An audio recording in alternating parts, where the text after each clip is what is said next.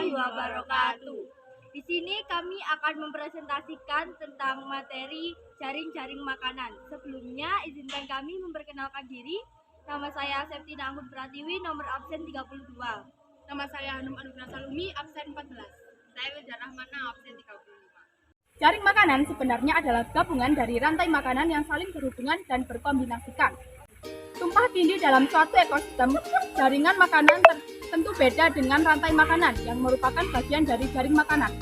Sebagai makhluk hidup di dunia yang menempati bumi, manusia tentu hidup berdampingan pula dengan makhluk hidup yang ada. Setiap makhluk hidup pasti juga memiliki interaksi yang pada nantinya akan menghasilkan sebuah ekosistem. Interaksi antar unsur non-hayati dengan hayati menciptakan suatu sistem ekologis yang bisa dikenal sebagai ekosistem. Nah, dalam ekosistem sudah ada hubungan antara jaring-jaring makanan yang saling terikat. Ekosistem bisa diartikan juga sebagai suatu sistem ekologi yang di dalamnya terdapat hubungan timbal balik antara keanekaragaman spesies dan dengan siklus materi serta arus energi makhluk komponen yang ada di dalamnya. Sebelum mengetahui apa itu jaring makanan, Anda perlu mengetahui apa itu rantai makanan.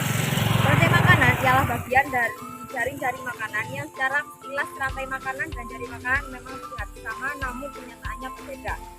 Rantai makanan merupakan serangkaian proses makan dan dimakan antara makhluk hidup berdasarkan urutan tertentu sehingga terdapat peran sebagai produsen, konsumen, dan pengurai bagi kelangsungan hidup suatu makhluk. Sederhananya, rantai makanan dapat dilihat secara runtut dari produsen dan konsumen atau pengurai yang tentu berbeda dengan jaring makanan. Jaring makanan merupakan gabungan dari rantai makanan yang saling berhubungan dan dikombinasikan tumpang tindih dalam suatu ekosistem. Biasanya jaring makanan ini juga dikenal dengan nama lain dengan sumber daya konsumen. Makhluk hidup dan lingkungan merupakan hal yang tidak dipisahkan dalam jaring makanan. Organisme yang terkumpul pada jaringan makanan memiliki ragam jenis organisme yang bisa dipilih menjadi makanannya.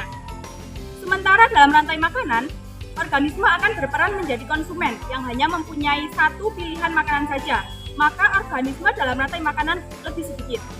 Apabila dalam suatu rantai makanan dapat ditarik lurus siklusnya, berbeda dengan jaring makanan. Di dalam jaring makanan, peristiwa siklus makanan tidak sederhana rantai makanan. Dalam satu makhluk hidup bisa memakan lebih dari satu jenis makhluk hidup lainnya, maka akan menciptakan sebuah garis-garis yang kemudian saling bersilangan. Sekian presentasi dari kami. Wassalamualaikum warahmatullahi wabarakatuh.